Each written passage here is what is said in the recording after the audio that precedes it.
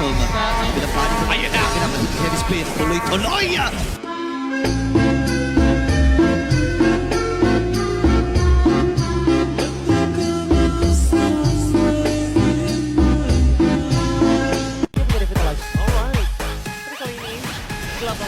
Langsung menunjukkan Lutfi Womokop. Tidak ada bisa menahan damage untuk kita pre-fight.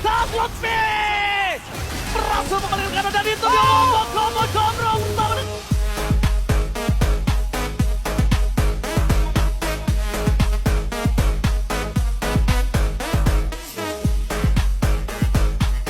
Punya nafas untuk bisa melakukan defense. Yap, tapi masih ada satu wave di bagian bawah.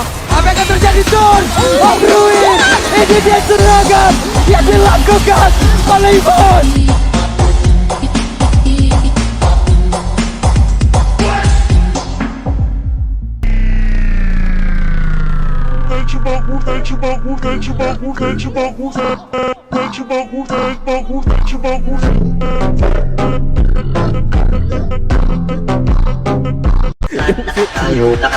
Ang asa na points kaya kanina pa lang sa pag-burst down sa taas nilalabas na yan eh. Dinadaanan ng Echo sa ano to? Ay, Sa Tikas. Ayun. Naghihintay dito na pumasok si R7. Echo is ranked first in totals.